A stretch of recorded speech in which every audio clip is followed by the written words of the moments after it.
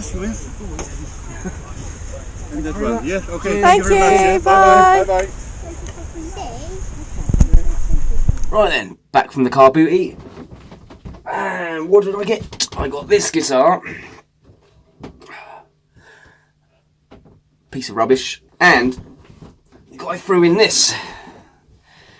A Marshall MG30 DFX guitar amp. Doesn't know if it works, so we're going to find out in a second.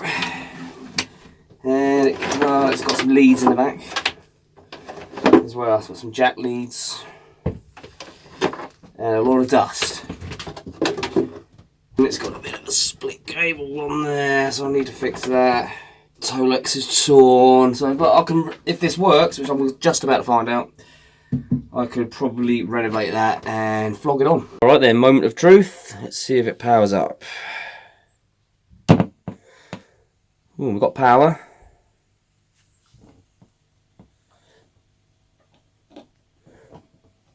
It's a good sign. Nothing's scratchy. It's 2-channel. Right, so here is the amp up close and personal. It is the MG30 DFX 30 watt. In okay condition. It's from a house clearance. The guy from the car boot sale didn't know if it worked or not, and it does, which is great. So let's have a quick look. It's got a end missing off of one of the knobs there, which is quite common on these amps. Shame, I don't have any, I don't think, but it might not be so much of a problem. It's got a few nicks in the Tolex. I'll glue some of these back, tidy it up a bit the best I can. It's got a crack here on the handle thing, but I can glue that back, that's okay. On the back, this is an issue, so I need to sort that out for definite. And it does have a European plug, but rather than stick another plug on it, I do have an adapter, proper one. It's not a shaver one, but a decent 13 amp fused proper adapter, so I should stick that on the end of it. £3. Easy peasy. So I will need to get into the amp to sort that out. Otherwise, you know, it's a bit of wear and tear, a few scuffs and scratches, but generally pretty good.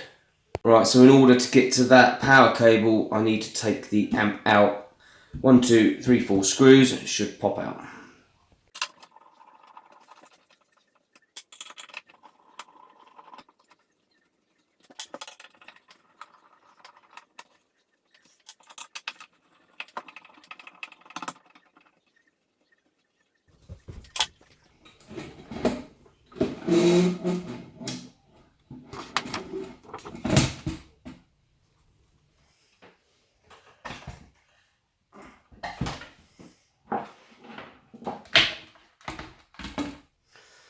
Just disconnected the speaker as well. They're just spade connectors, so they come off really easy. Remember, the black was on the right and the red was on the left. Okay, so these little things are a pain, but it's also a good opportunity to look inside. It's really clean. It's really clean in there. Look at that. That's really cool. And also, I could clean the pots, but when I tested it, they weren't crackling, so I could leave that. Alright, these little clips can be a right little bugger, and half the time they break. But I don't know if you can see, what I do is get a pair of pliers on the back, squeeze and wiggle and push it out.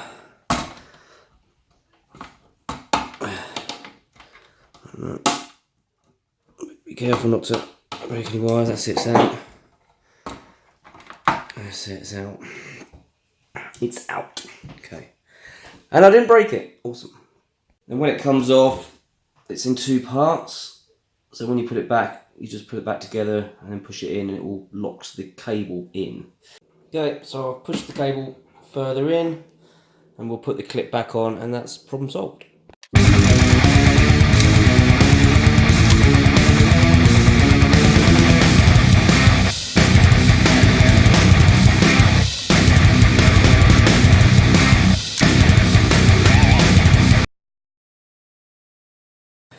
Right, now the cable's in. That's a lot safer. Put it all back together. Right, before we go any further, I'll just make sure it works still. Power's on. Cool. Right, so I'm just going to give it a clean with some fairy liquid and a sponge, and then we'll get to sticking bits of the Tolex back.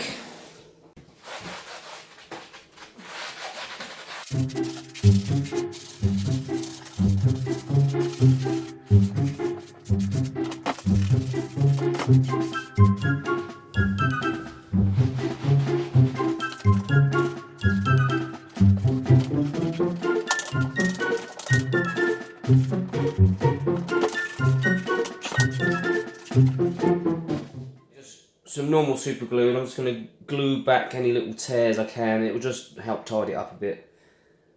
Yeah.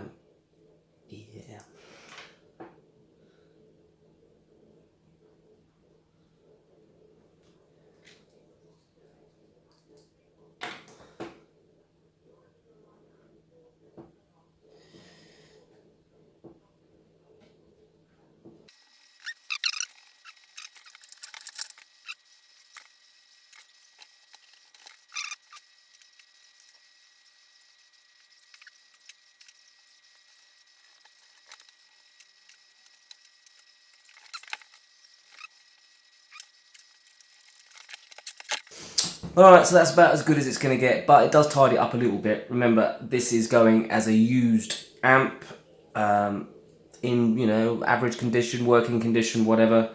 It was so cheap to buy in the first place that I will make a profit. I could have just flipped it as it was and made a profit, but I'd like to make a bit of an effort, make things look as nice as possible, and be safe with the cable too. Black Sharpie, just going to go around and touch up any bits.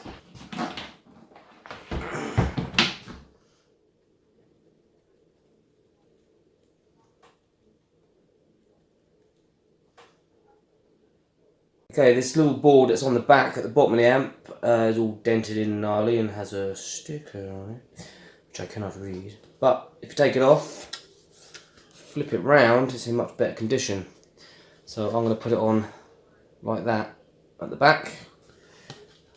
There you go, much better. WD-40 spray. It's a little trick I do. Just spray it onto the cloth, like so, and rub it into the Tolex, and it will clean any last bits of grime off, plus give you a nice clean shine.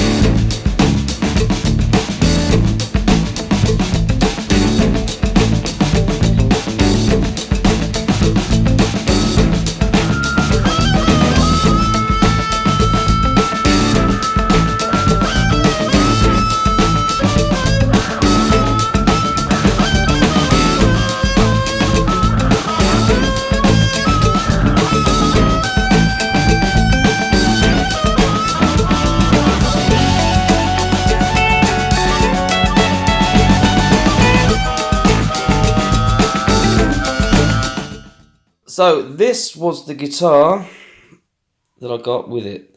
In very bad condition, really. It's not in great condition at all. But it's all there. And it's a Bradley, I think, but not the more expensive ones from the 70s. We assume that's Bradley. I can't find anything online, really, with that logo. But it is all there, except the trem arm. Trem arms, I don't know what happened to trem arm. I think trem arms go on holiday with plectrums. But yeah, it's not in the best condition. So it will go as a light relic. I was interested in buying it in the first place for its parts, but because it's all intact. Sorry, it's all intact. I think I should just get it up and playing. If if I can get it up playing well, I'll sell it with the amp. So it's an amp and guitar combo. Right, so first things first is to get this apart.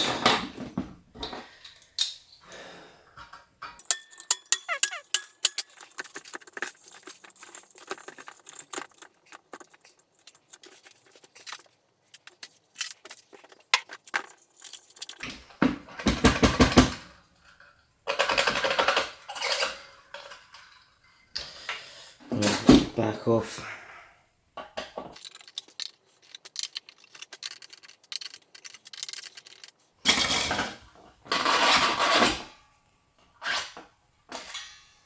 Three springs. Can't tell what the wood is. Really not sure. See if I can find any form of serial number.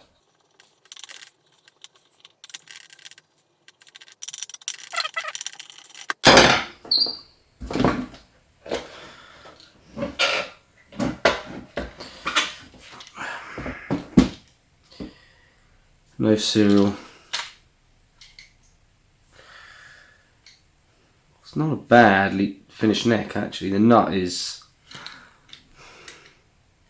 plastic. Tuners are cheap. There's no indication on the wood. It is light, so not sure.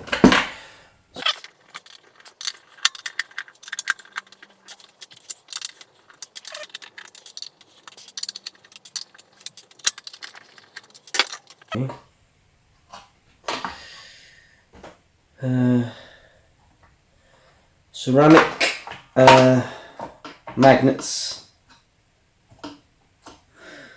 which isn't necessarily a bad thing.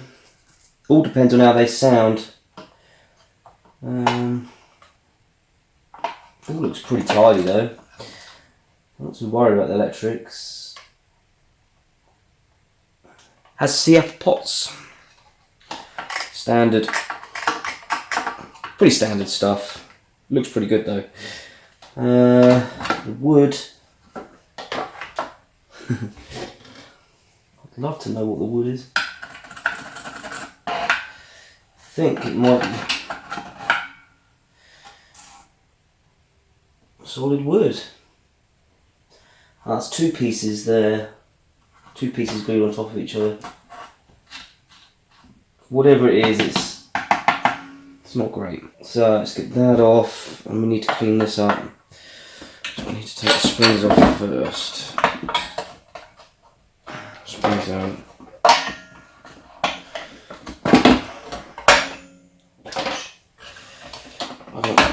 Springs out.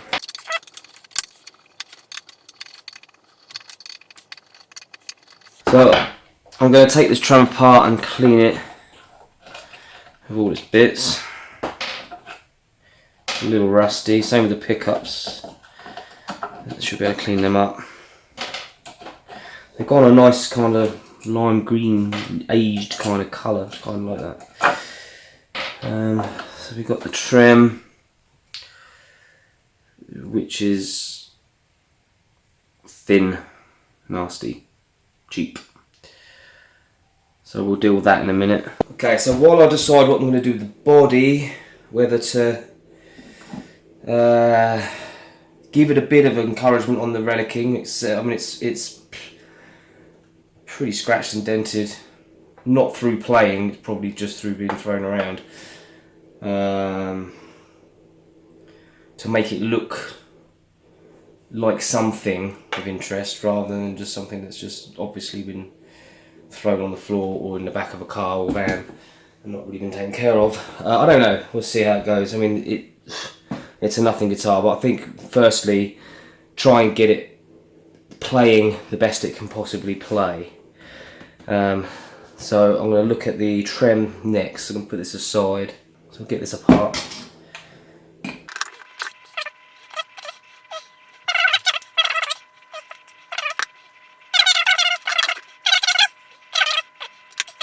it will be an entry-level guitar.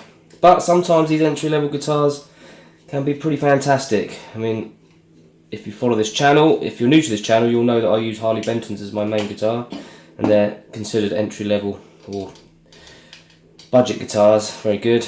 And I've also used Squires in the past, very good. I don't go and spend lots of money. The most money I've spent on a guitar is a Mexican Strat, which I had for a lot of years, which was very good, which I got rid of recently to buy more Harley Bentons. So I'm just going to give this a mild clean. It's not going to be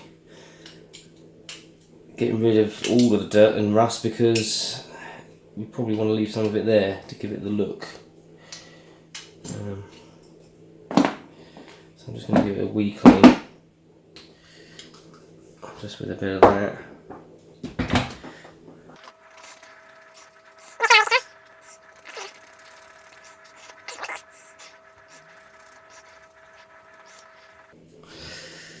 Right, that'll do for that. It is cheap, very cheap, nasty. These screws, I might just spray a little WD on those.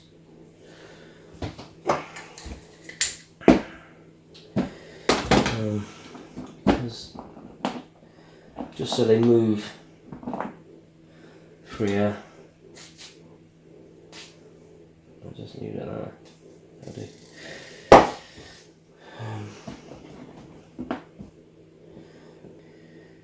Yeah, I might do the same with these. Just put a blob of WD on them to try and get off the rubbish. And then, don't need a lot, just mainly in the side where the string's going to go. That should help get the rubbish off. Yeah. Right, so I've got the trim all back together, it's a bit cleaner and everything's working and moving as it should, like the screws, etc. Like I say, it's not the best thing in the world, but any trim can be made to work properly if you set the guitar up properly. So we'll put that to one side and get to that in a minute. Right, so we've got the neck. First thing I'm going to do is look at these tuners. These tuners are quite nasty, stiff, not very smooth. So I'm going to remedy that simply by removing that nut there, which was already loose.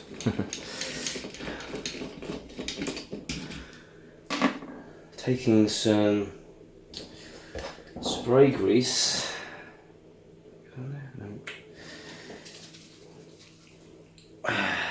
bit of spray grease, and just spray it down on the spindle there, let it get in there. Whoop, don't need too much. Taking my string winder, going to town.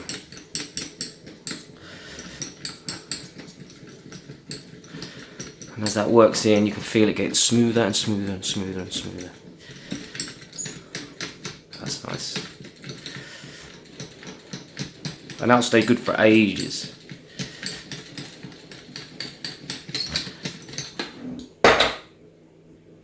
Now the back of the neck feels okay, it's got a few dents, but it's nothing major with that. So, now that's done. Tuner's lubricated, all tightened up and everything. I'm going to attack the neck. Right, to polish the frets, one of the things I like to do, sometimes I use a rubbing compound, sometimes I do this. I actually can't find my rubbing compound, so I'm going to do it this way. This way is just as good. I've got some 1000 grit wet and dry paper. Just put a little bit of electrical tape each side of the fret so you don't damage the fretboard, although this grade of paper is so fine it probably won't do all that much damage. I get a tiniest dab, ooh, that's too much, tiniest dab of fairy liquid on the paper and rub it across like this. Get a bit slippery, like this, and you'll see that that comes up beautiful. and smooth. Now these frets are pretty good. There's no wear on them at all, which is surprising. And then just polish it up with the ram. And there you have a beautiful fret. And the electrical tape's great because you can re-stick it, so you can move it to the next fret until it doesn't stick anymore. Like so. And work your way all the way down the fretboard. Like that. You probably don't need to apply the fairy liquid every time. Fairy liquid just helps get the grease off, grime out, I suppose.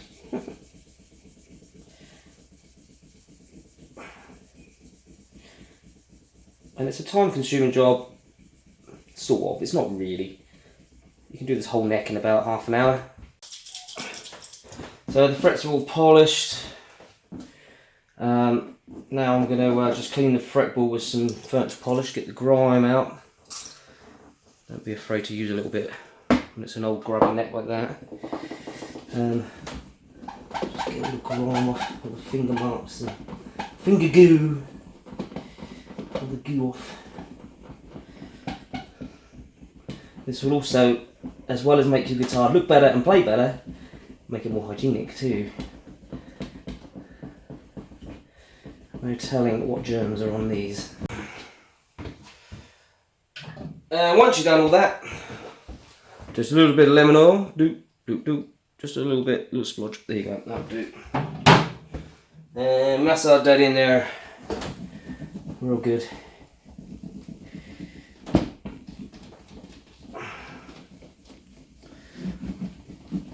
You can see that's bringing the grain out lovely on the neck. It does look like rosewood.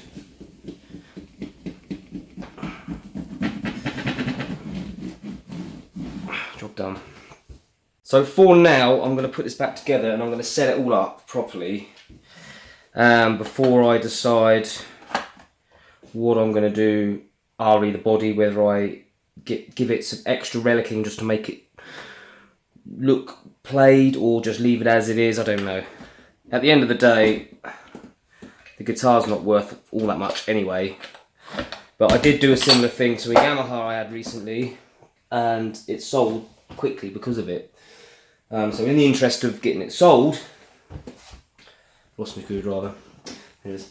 In the interest of getting it sold, it might be worth doing that, because some people like it. I know some people don't like it.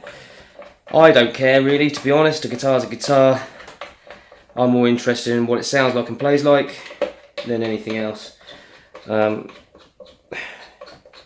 in the interest of getting it sold on, I might relic it. But I can do that whilst it's all together anyway. But the next step is to get this all set up. New strings, do the intonation, do the action, do the truss rod, all that stuff. And give it a whirl. Let's get the trem back on. First job. Makes a lot of mess. That's one of the screws. And it's already looking better. But whether it'll actually play any better, we'll find out. It should play better than it when I got it. The action was ridiculous on it. It's unplayable really. So what I do with this is when I put the trems in, I screw it down, not tight, just so it bites on each end, like that, and then just take it back like a quarter of a turn, like that. These ones, you can do the same, but I just don't drive them all the way home.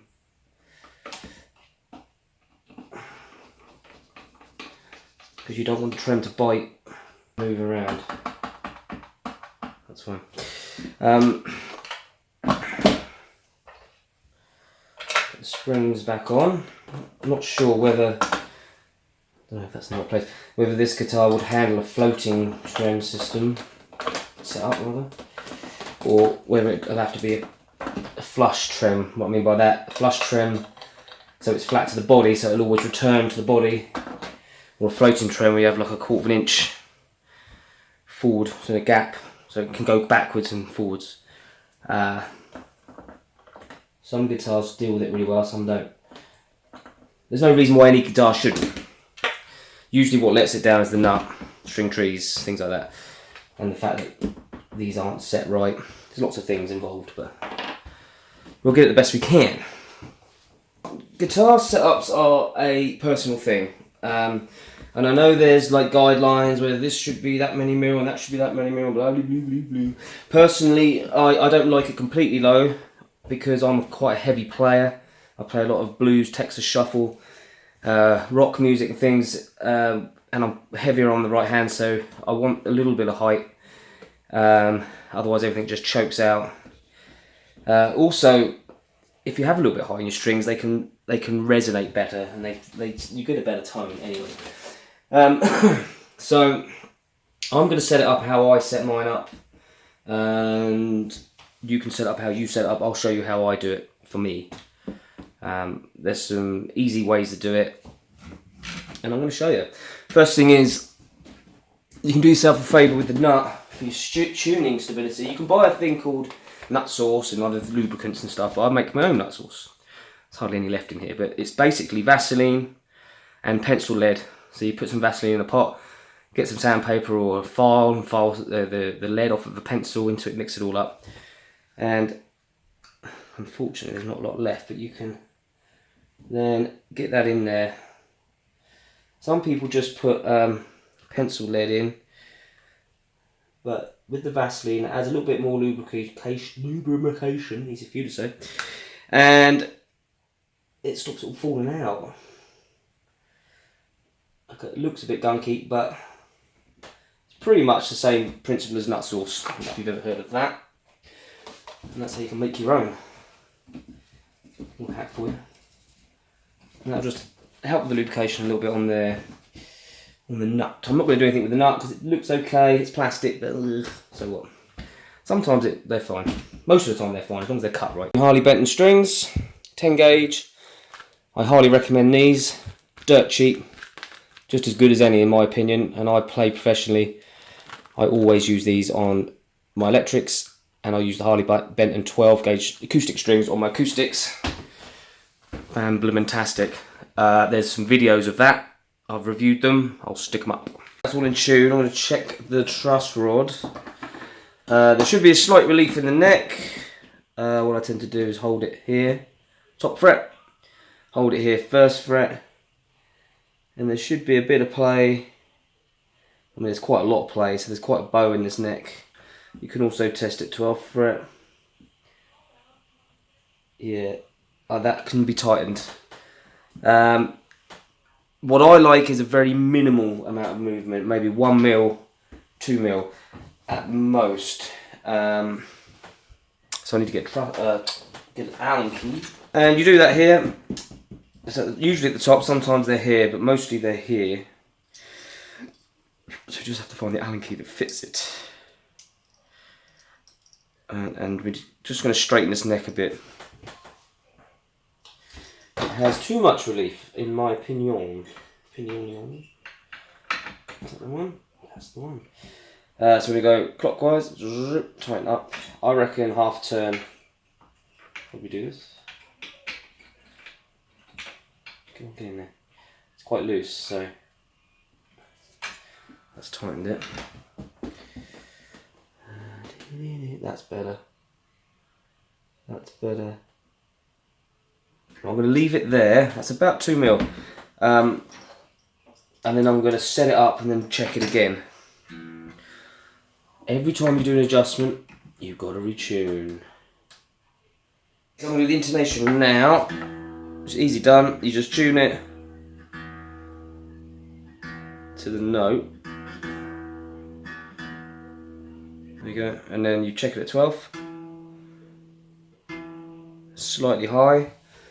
So we just tighten this screw here on the saddle a little bit, which will take it up in pitch.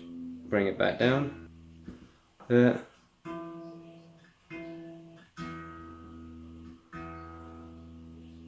Very close. You want to make sure you don't push too hard on the string at the 12th, otherwise it will make the pitch go up and it'll give an inaccurate reading.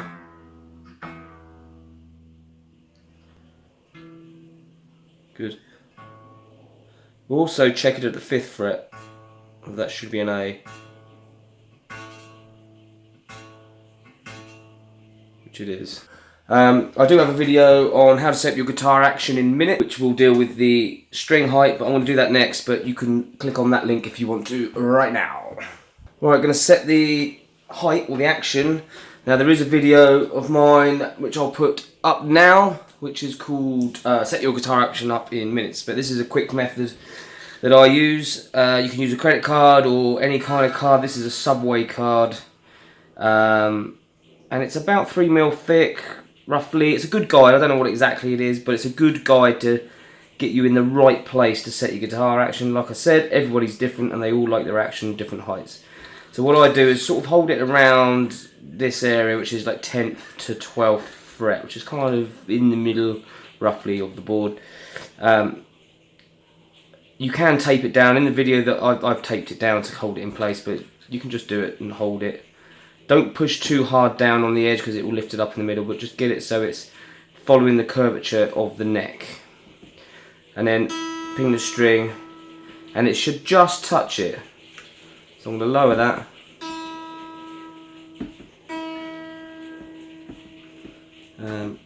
Obviously you have to do both sides. You can hear that it's just whacking it there. And do the same with the next one. Oh, that's already hitting it. So all I'm going to do here is I'm going to just straighten this saddle up because it's crooked. This is right there. And then just work your way down the strings so you're not getting your... That's alright, that's hitting it. That's hitting it. That's about right then. So it's only that one string. Handy. So now I'm just going to straighten all the saddles up because they're all a bit crooked. Like so. And what you'll find is it should follow almost the contour of the guitar neck. So I'll have a slight curve on it. Like so. This neck is quite flat, so it's actually come out quite flat. Next tune, we'll just check up the neck, make sure there's no buzzing.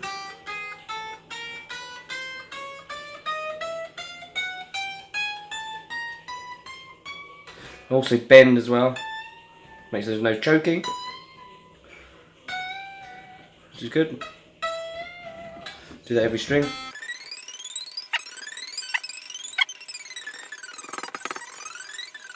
It's all good.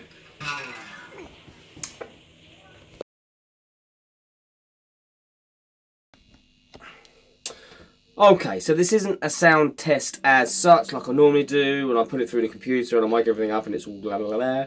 This is just showing you that I spent 20 quid at a car booty and I've got something pretty incredible out of that. This is going up as a set for 100 quid. I've already had interest in it, so I thought I'd quickly better do this before it sells. It's going to go quick. So, I'll just bring it in the shot. Here's the guitar. Clean on the amp, reverb, lovely.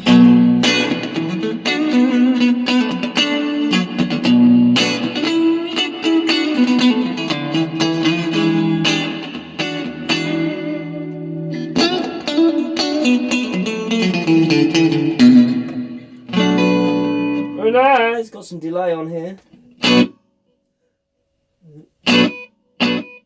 Ooh, goes on forever.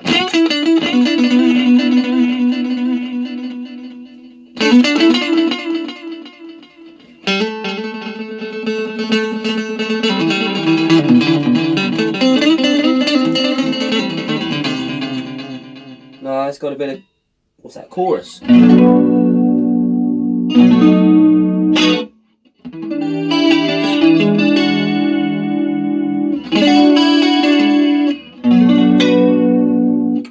of flangey wangey.